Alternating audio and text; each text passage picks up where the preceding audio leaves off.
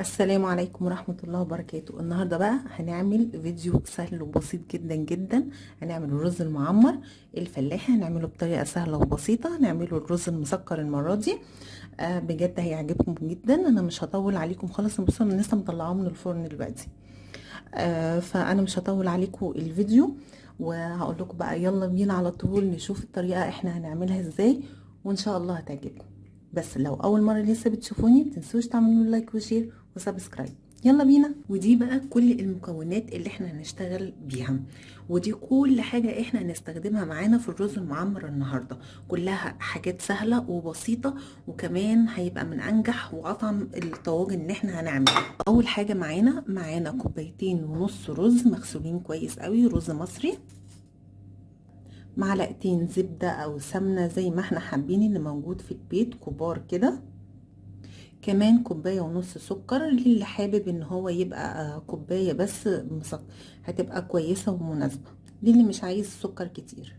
وكمان هناخد بس للطعم كده والحرفانة شوية للطاجن بتاعنا، هيبقى معانا معلقتين قشطة كده كبار كده حلوين، هتدي طعم ونكهة جميلة جدا.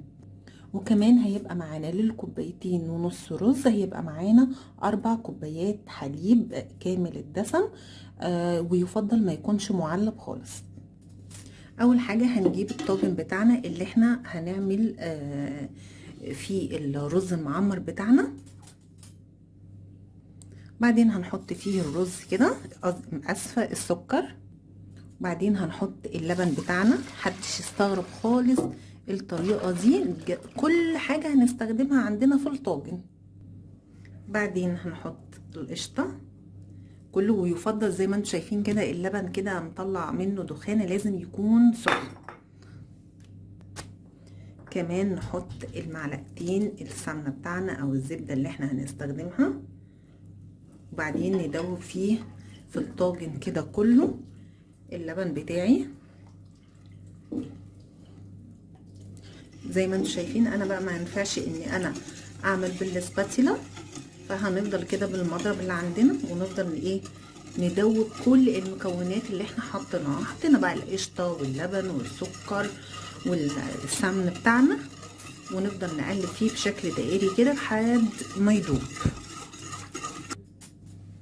احنا بقى خلاص زي ما انتم شايفين اهو، نقربه للكاميرا.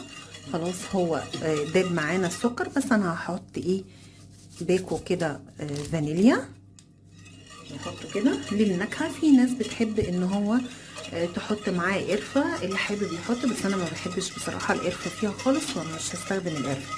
فكفايه بالنسبه لي ان احنا نحط بس الفانيليا. ندوب تدويبه كده بسيطه تاني. خلاص احنا دوبناه. نحط بقى الرز بتاعنا، نحطه كده كله. احنا متنساش ان احنا غسلينه كويس قوي اهو، ونقلبه. طبعا انا هنا هنعمل بس تكايه بسيطه خالص. بصوا هنا لازم نقيس بتاعنا. بصوا المنسوب بتاعنا بتاع اللبن لحد فين. انا بس عايزه احط معاه نص كوبايه ميه دافيه بس كده، نص بالظبط كده، ونقلبها. وبعدين نبتدي بقى نكون مسخنين الفرن بتاعنا على درجة حرارة 180، وبعدين نحطها في الفرن ونسيبها بالظبط من ساعة لساعة ونص. يلا بينا بقى نحط. وبكده بقى يكون احنا كده الفيديو بتاعنا خلص. انا لسه مطلعه الطاجن دلوقتي من الفرن زي ما انتم شايفين كده. بجد تحفة وريحته جميلة جدا، وسهل وبسيط جدا، وكمان مش مكلف، وهيعجبكم جدا. ويا رب يكون الفيديو النهارده عجبكم. ولو اول مره لسه بتشوفوني متنسوش تعملوا لايك وشير وسبسكرايب. السلام عليكم.